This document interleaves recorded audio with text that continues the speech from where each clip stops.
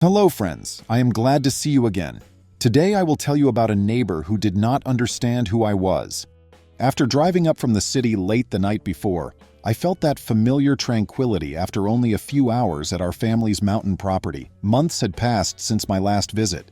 Long work hours, deadlines, and phone calls made my city life seem hectic. Although I co-owned part of our family's sprawling plot near the mountains, I rarely went there.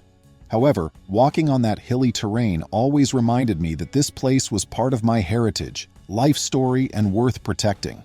Before 10 in the morning, I heard a car drive up the gravel driveway in the front of the property. Since nobody else was supposed to be around, I froze. No family or friend had mentioned coming by while my father, Brian, was on business. Roland was our occasional caretaker, but he never showed up unannounced. While looking out one of the cabin's windows, I saw Karen, a neighbor who owned the land north of ours. Her face was unknown to me.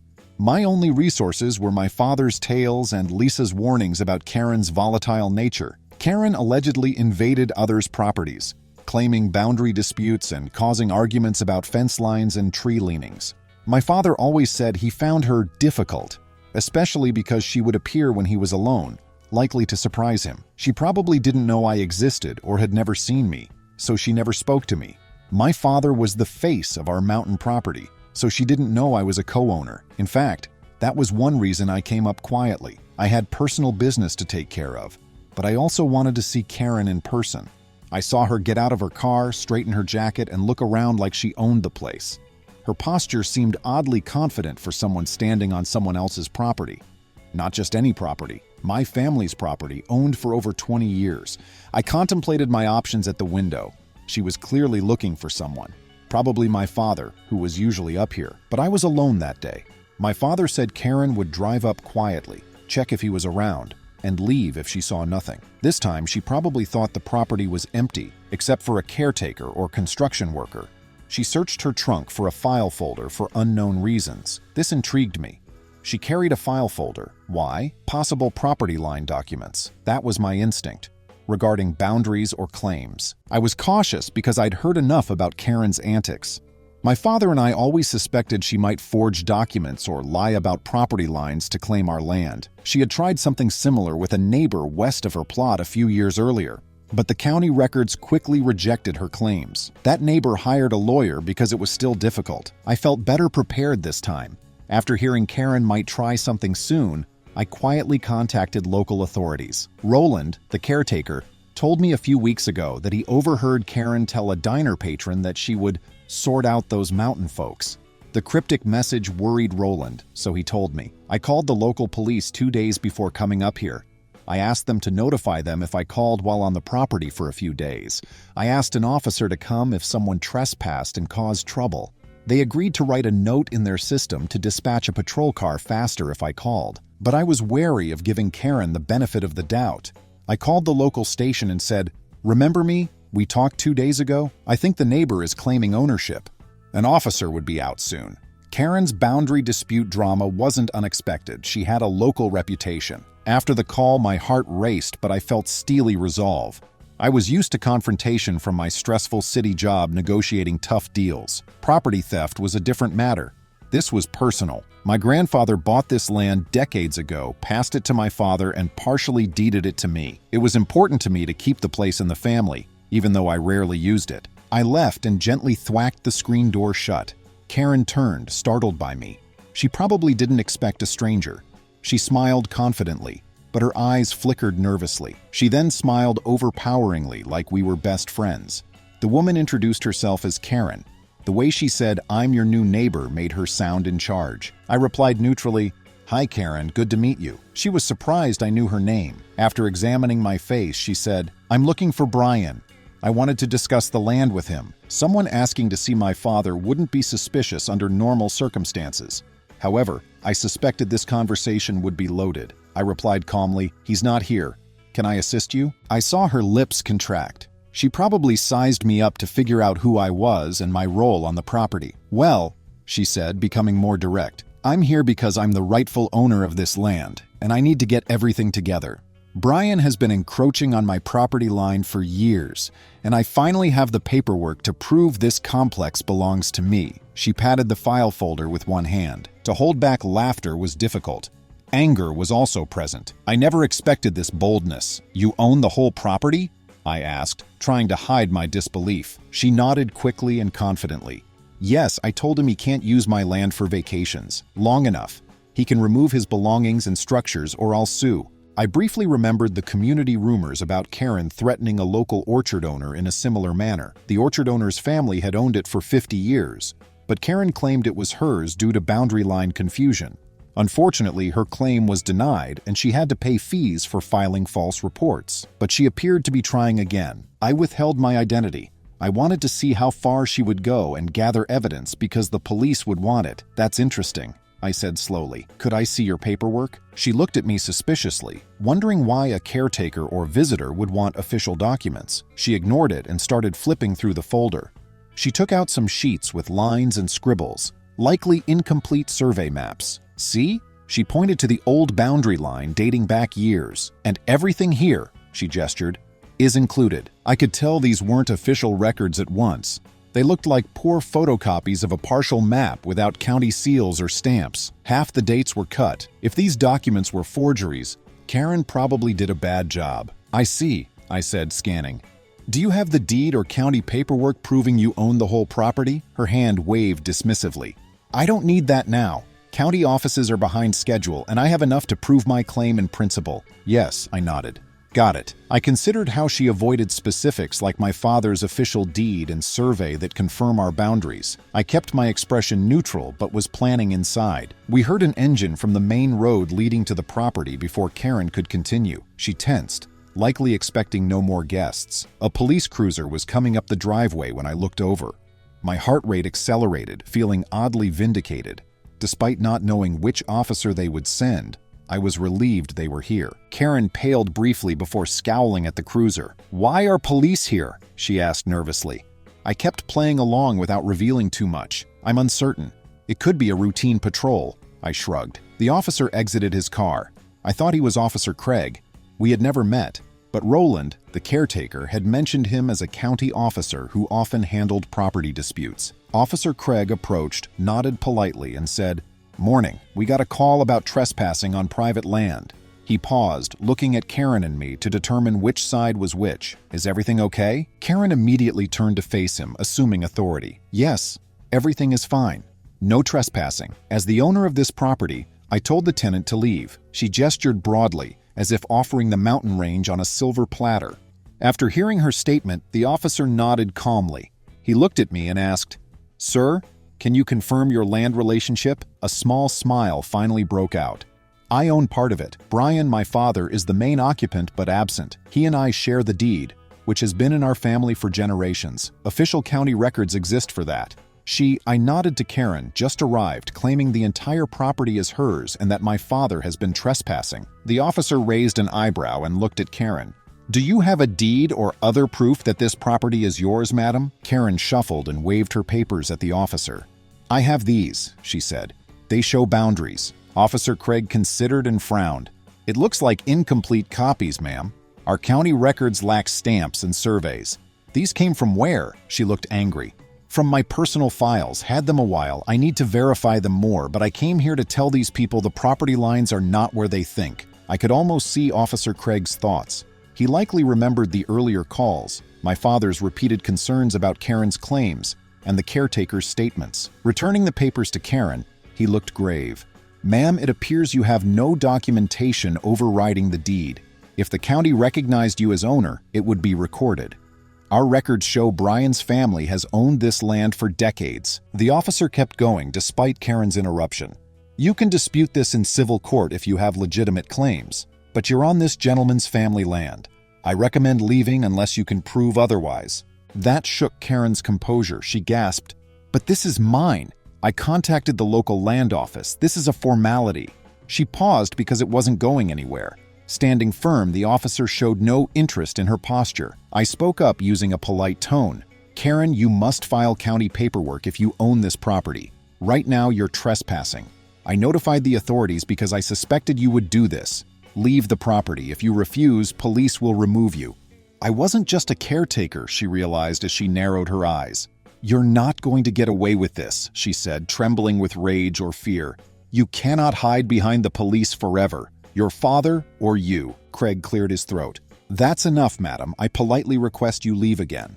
Do you comprehend?" Karen took another long look at me before marching to her car. She revved her engine and threw the file folder into the passenger seat before backing away in a gravel flurry. The air was thick with frustration, disbelief, and, strangely, satisfaction that the situation had ended so quickly. The officer nodded as Karen's car drove around the driveway bend.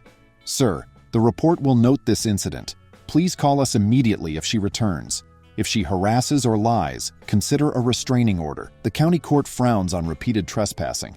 I thanked him and watched him return to his car to write down his observations. After he left, the mountain air was even quieter. I stood there, exhaling a breath I didn't know I was holding, scanning the property. Except for Karen's car's distant rumble, everything was normal again. I suspected this wasn't my last time with her. Audacious people rarely give up, especially if they're convinced, by delusion or misguided bravado, they're right. My father called me that night. He seemed worried when I told him about Karen's visit. He said she had tried to cause trouble before but never claimed ownership. My father said, "She must have some plan in mind. She knows about the boundary lines and has visited the county clerk enough times to verify my ownership. I doubt she's gullible. She may be trying to force us to give her land or want money. Who knows? She's tried smaller stunts with neighbors."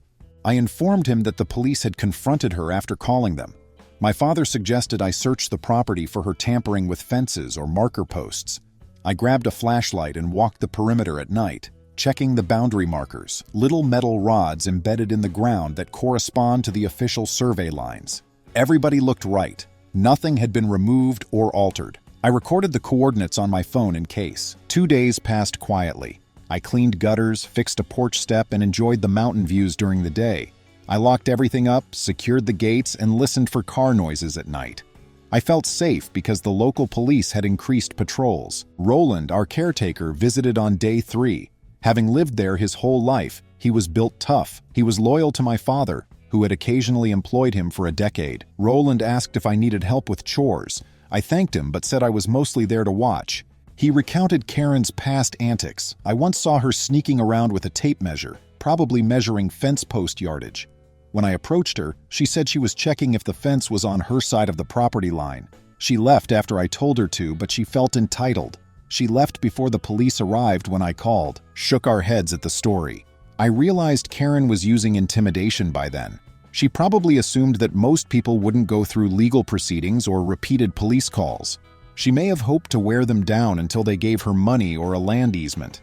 Roland asked me if I had heard about Karen telling a local contractor that our property was on hold for a major development project a few months earlier over coffee on the porch. According to rumors, the contractor believed her and scouted the area but discovered it was a hoax. He was furious.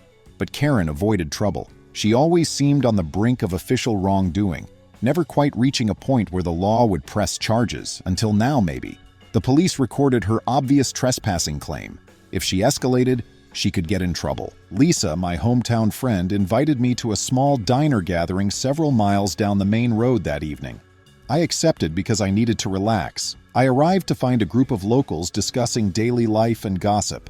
Naturally, Karen was mentioned. She tried to claim partial ownership of a small private lake on someone else's property, claiming family rights. They threatened to sue her for harassment, but decided it wasn't worth it. She gave up after making a big scene around town, calling these owners thieves. Although boundary disputes are rare, they can escalate in mountain communities because land records may contain old notations or unclear references that can be twisted by a liar. Unless you have the official county documents, an older local man said, it's hard to prove anything.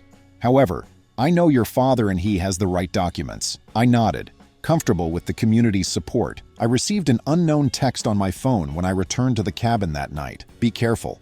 You won't run me off that easily. I thought it was Karen. I usually ignore such messages, but this was harassment. I sent a screenshot to the police non-emergency line for documentation. They acknowledged and advised me to save more texts.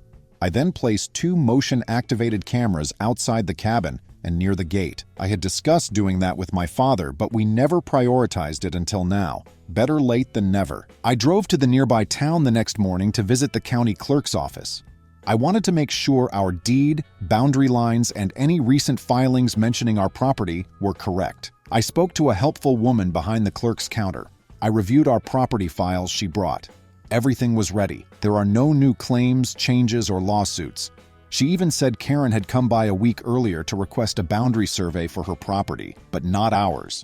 That knowledge gave me confidence. Karen would have no evidence or legal grounds to escalate her claims in court, but she still made me worry that she might vandalize our buildings or fences. Stressed, deluded people are unpredictable. That night, around 8 p.m., I was reading a book by lantern light. The cabin's overhead lighting is dim, when I heard a loud crash from outside. I dropped my book and ran out the door, adrenaline pumping.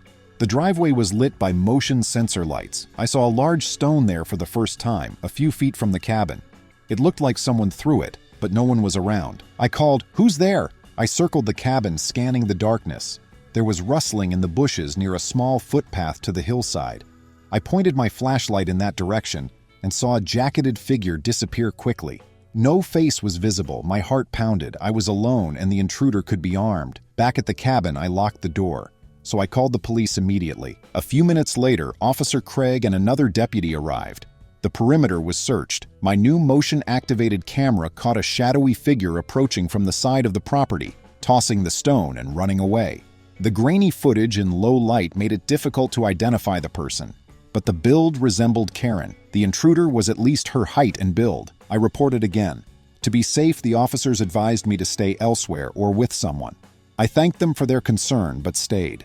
I was determined not to let Karen scare me off my land. I triple-checked door locks and camera angles. Caretaker Roland arrived early the next morning, worried about what happened. He offered to stay that day to help me complete tasks. We walked the property looking for more intrusion. We found a cut fence near the back boundary. The bolt cutter-like cut through 3 wires was clean. Tracks led to Karen's property from the fence line's soft dirt. After taking photos, we followed the footprints into a wooded area near Karen's land. We called police again. They investigated the vandalism and filed a property damage and trespassing report. Everyone suspected Karen, but nothing was proven. The footprints could be anyone's. Still, they led toward her land, which was telling. The police reminded me that if I caught her on camera or saw her on our property again without permission, that would be enough for a stronger legal action. At this point, I was frustrated but determined. My father called me several times that day. I was thanked for handling everything and apologized for shouldering the stress alone. He promised to come out after his business trip and help us find a permanent solution, such as strengthening the fence, adding cameras, or getting a restraining order. Life in the mountains is tranquil. Respect boundaries, mind your business, and look out for others. Karen's hostility was rare. 4 days into my stay, Lisa panicked and called me. Lisa said Karen was bragging in the diner about making Brian regret ignoring her and running him off for good. She advised me to watch my back and possibly involve the legal system. Karen might go beyond vandalism, she worried. I scheduled a meeting with local attorney Mark that afternoon. My father used him for unrelated zoning issues before. Mark listened carefully as I explained Karen's ownership claim, the trespassing, the text message, the thrown rock, and the fence cut. He was worried but unsurprised given Karen's reputation. He suggested sending a cease and desist letter or getting a protective order if the harassment continued. He also suggested waiting to see if the police investigation found anything. I left the attorney's office feeling more secure but still uneasy. I wondered how far Karen would go. Roland called with more alarming news the next morning. Karen was being questioned by the police about a neighbor complaint. She threatened that neighbor, claiming he was on her land. Karen yelled that the neighbor was violating her property rights by building a small workshop behind his house. The police took it seriously. After hearing that, I wondered if she would face immediate consequences. Attacking multiple neighbors about property lines is a pattern local authorities won't tolerate. In small towns, word spreads quickly, and you don't want a growing file of police reports with your name on them. Roland returned that day, and we carefully inspected the property. He and I replaced the cut fence segment with heavier gauge wire and added a small sign reading, "Private property, no trespassing, violators will be prosecuted." Signage can help clarify legal boundaries in many areas, especially rural ones. That may not deter Karen, but it strengthens our case if we charge her. A few days later, while running errands in town, a county official, the assessor, called me unexpectedly. He said Karen tried to file a document claiming part of our land as hers. The official noticed that the paperwork had many errors, including referencing a survey from a different county. She tried to sneak in some pages scanned from somewhere with measurements that didn't match the county's actual records. The official told me he politely told her documents were invalid and that she would have to challenge the property lines through a court case and survey. Karen reportedly escaped in anger. Story felt surreal. Karen seemed to think reality would bend to her demands if she shouted loud enough. Neither reality nor the law work that way. The official said he'd record the incident in case it escalated. I thanked him for the heads up. My father and I talked deeply that night. After he returned, we would meet with a lawyer and possibly request a restraining order for the vandalism, harassment, and property damage. We also agreed I should stay at the cabin until he arrived to monitor everything. Another 2 days passed quietly. Karen was absent. No suspicious footsteps in the night, nothing unusual. My chest relaxed slowly. I even took a short hike along one of our ridges to enjoy the scenery. The final confrontation occurred a week after Karen's first trespass. I was stacking firewood behind the cabin late afternoon. Cars were coming up the driveway. I was alert because my father's truck was due the next day. Karen's car pulled up as I peered around the cabin. She left and shouted, "I know you're here," before I could grab my phone to call the police. Enough with this sham. I inhaled, remembering the officer's instructions to call us if she trespassed again. I called the station on my phone as I approached the front porch. Karen spotted me. She walked up with her file folder, which was falling apart at the corners and full of who knows what. "That's close enough," I said, stopping far away. "You must leave," she smirked, eyes burning. "Don't keep calling the police on me. I will do anything to remove you from my property." I showed my phone. I called them. "Their arrival is imminent. You can tell them what you think you're doing." Karen laughed loudly and frantically. "I show them this and they can't do anything." She raised her folder. "It's official. Was notarized." I almost rolled my eyes but kept calm. Notarizing a random document doesn't bind it. Not just forging property documents. Her ranting began before she responded. "You think you can hide behind your father? Yes, he'll be here soon, and I'll drag him off this land if necessary." I hoped the operator could hear her shouting by keeping the line open. "You are trespassing. You've been warned. The police are coming." A minute later, we heard distant sirens. 2 flashing patrol cars arrived this time. Officer Craig and another emerged. Karen yelled, "I have documents proving this is my land. I demand his removal." She pointed at me like a burglar. The officers approached calmly as I showed them my phone video of her trespassing. She initially refused to give up her file folder, saying only a judge could see it. She eventually conceded. Officers glanced through the pages. They disappointedly told her, "Ma'am, these documents are not valid. This has happened before. We have multiple reports of you trespassing and threatening this property." Karen tried to argue, but the second officer, a firm-faced woman, said, "We also have reports from another neighbor that you threatened them. Your complaint file is growing, ma'am." Karen seemed to lose her confidence then. She shouted, "No, all lies. Everyone in town hates me." She stared at me with venom. "You think you can harm me? I'll sue everyone." The officers looked at each other before returning to Karen. "Ma'am, you're being cited for harassment and trespassing. Previous reports have shown property damage. Not a request anymore. You must leave this property immediately and never return. We will arrest you if you do." Karen tried to protest, but the officers refused. Someone took her back to her car after giving her a citation. She shook with anger, but she had no choice. A citation is a serious legal consequence, but not an arrest. She must appear in court. I and my father could then present evidence of her repeated trespasses, vandalism, and threatening messages. I was relieved when she drove away, tailed by the police car to leave the property. The second officer took my statement again and confirmed the events. We walked around to see if she damaged anything else. Nothing new seemed out. "Let us know if she returns," the officer said. "If you fear for your safety, file a restraining order." My chest felt lighter after thanking him. Karen could try something legal, but if her document forging or misrepresentation was as bad as it seemed, she would fail. The police had enough evidence to take further action if she harassed us. A small citation was a step. Any violation of that citation or failure to appear in court could result in a warrant. Next morning, my father arrived. After his truck drove up the driveway, he hugged me tightly. We met with our attorney, Mark, to finalize our evidence and write a statement about the vandalism and harassment that day.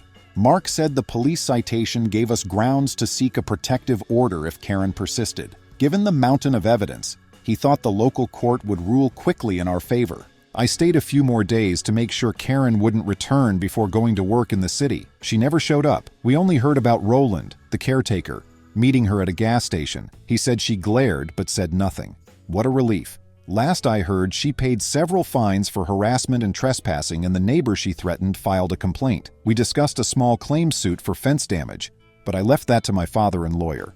Karen's attempt to claim our family land near the mountains failed miserably. She was cited, received multiple complaints, and had a county record detailing her fraudulent paperwork. When we're asked about that neighbor to the north, we shake our heads and tell the story of how she tried to claim an entire property that wasn't hers because she thought everyone would be intimidated. This experience taught me some personal lessons. First, it reminded me how important official paperwork and deeds are. My father meticulously saved all property documentation, making ownership proof easy. Second, it stressed the importance of vigilance. Even though I lived in the city and rarely visited the mountain property, I was still an owner. Those with a stake must defend it. Last, it showed me the power of community. Locals like Lisa and Roland provided vital information and support. County officials and police took our concerns seriously. It comforts us that, despite a few bad apples, most people will do the right thing and keep peace. Karen's ownership illusions collapsed, but I suspect she might try something else. If not us, then another neighbor. However, we now have legal precedent if she trespasses again. She knows local law enforcement won't fall for her routine. We can escalate immediately if she crosses the line. I laugh at how confidently she approached me the first time. She thought I was a worker or visitor, but I'm a complex co-owner. Her arrogance made her think she could scare me. Real proof, the law and family bonds were underestimated by her. She now handles fines and citations. If she disobeys the court, she may face worse consequences. The whole fiasco went like that. Karen, the neighbor who thought she could bluff into owning our family's mountain land, fought the law. Her credibility was shot, the citations were issued, and the local authorities finally had enough evidence to treat her as more than a nuisance by the time she realized she'd overstepped. Friends, thank you. See you soon.